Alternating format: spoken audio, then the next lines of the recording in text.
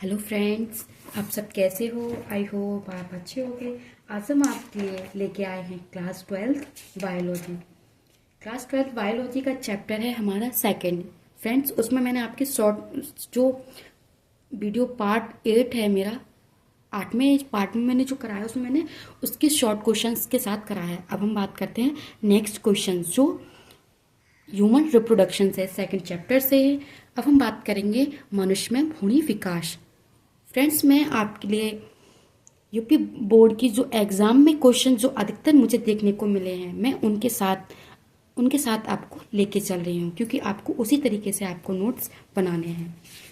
Notes बनाने के बाद आपको उसको रिवाइज भी करना अनिवार्य है। इसी वजह से मैं आपको to the questions to the point द्वारा आपके साथ लेके आई हूँ। अब हम बात करते हैं अपने पॉइंट पे। मनुष्य में भ्रूणीय विकास, एम्ब्रियोनिक डेवलपमेंट इन ह्यूमन, मतलब जो मनुष्य में भ्रूणीय विकास होता है, हम उसके बारे में बात करेंगे। क्वेश्चन कौन सा है हमारा? फर्स्ट, निषेचन फर्टिलाइजेशन से आप क्या समझते हो, ये कितने प्रकार के होते हैं और निषेचन की क्रिया व महत्व बताइए। मतलब जो निषेचन के प्रकार और क्रिया कौन कौन सी हैं, उनके बारे में हम आपसे बात करेंगे।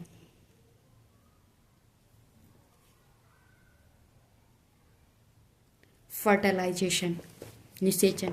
निषेचन एक ऐसी प्रक्रिया है जिसमें नर युग्मक स्पर्म तथा मादा युग्मक अंडाणु आपस में जुड़कर युग्मनज बनते हैं, जो कि द्विगुणित होता है। मनुष्य में निषेचन की क्रिया फैलोपियन नलिका वाले भाग में होती है और ये इस क्रिया हेतु एक तरल की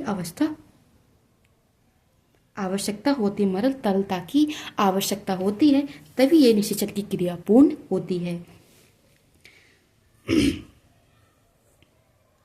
मनुष्य में जो निषेचन होता है उस क्रिया में फैलोपियन एक नलिका होती है, उस भाग में ये क्रिया पूर्ण होती है। जैसे कि नर युग्मक एन शुक्राणु होता है, मादा युग्मक अंडाणु एन, एन एन को आपस में जोड़कर युग्मनज बनता है। युग्मनज से हमें जाइगोट प्राप्त होता है, जाइगोट 2n, मतलब एक एन दोनों जुड़ने से बाद हमें जाइगोट प्राप्त हुआ। टाइप्स ऑफ फर्टिलाइजेशन, निषेचन निम्न दो प्रकार के होते हैं। पहला बाह्य निषेचन एवं आंतरिक निषेचन।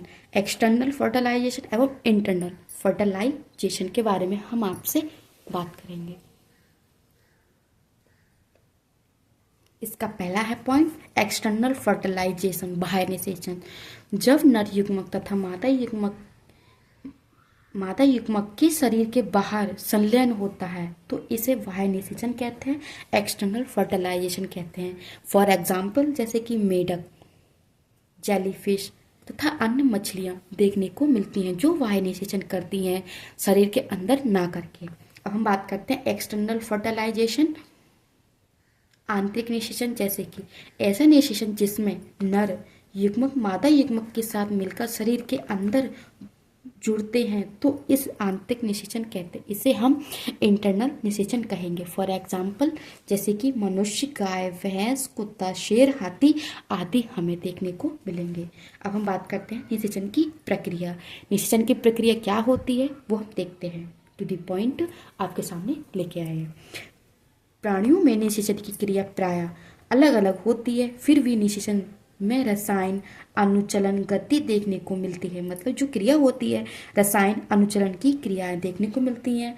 अंडाणु अपने शरीर से फर्टिलाइजेशन नामक रसायन स्रावित करते हैं, जबकि शुक्राणु अपनी सतह के चारों ओर एंटी फर्टिलाइजेशन नामक पदार्थ स्रावित करते हैं। मतलब जो अंडाणु होता है वो फर्टिलाइजेशन करता है और जो शुक्राणु होता है वो फर्टिलाइजेशन एवं एंटी फर्टिलाइजेशन नामक पदार्थ स्रावित करते हैं, जिसके कारण स्पर्म ओव्यूलेशन की दिशा में गति करते हैं और ओव्यूम से चिपक जाते हैं। शुक्राणु के सिर पर मौजूद एक्रोसोम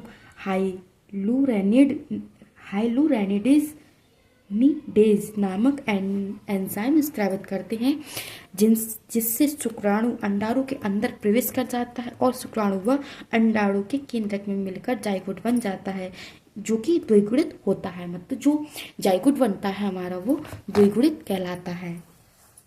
जैसे कि हमारी ये क्रिया हमें द्विगुणित देखने को मिली है। फ्रेंड्स, आपको जब आप एग्जाम हॉल में बैठे अगर आपको ये क्वेश्चन देखने को मिलता है तो आप इन डायग्राम के साथ आपको चार्ट बना के आना है ताकि एग्जामिनर को समझ में आए कि आप इतने अच्छे से उन्हें समझा सकते हैं। अब हम बात करते हैं निषेचन के महत्व। निषेचन के क्या महत्व हैं, कैसे ये ज़रूरी होता है, उनके बारे में टू द पॉइंट बात करेंगे। निषेचन की क्रिया में दो युग्मक के मिलने से जाइगोट बनता है जो कि द्विगुणित होता है। मतलब जो जाइगोट होता है वो हमें द्विगुणित देखने को मिलेगा 2n। निषेचन के उपरांत जाइगोट से भ्रूण का विकास होता है। निषेचन के उपरांत अंडे की परिधि में परिवर्तन होता है जिसके अन्य स्पर्म ओव्यूम में प्रवेश नहीं करता। मतलब जो स्पर्म एक बार उसमें प्रवेश कर जाता है तो और अन्य उसमें प्रवेश नहीं कर सकता। ये एक परिधि परिवर्तन देखने को मिलता है। फोर्थ, उपापचय क्रिया की दर तेज हो जाती है।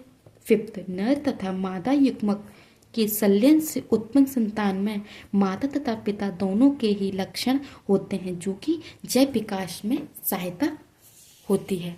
जैव विकास का जो नियम है उसमें हमें सहायता देखने को मिलेगी।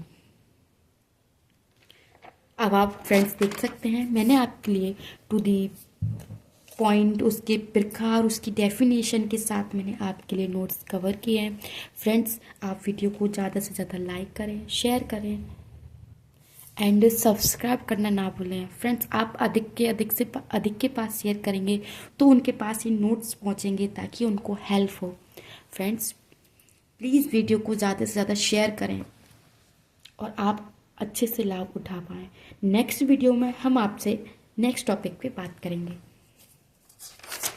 Thank you friends, all the best.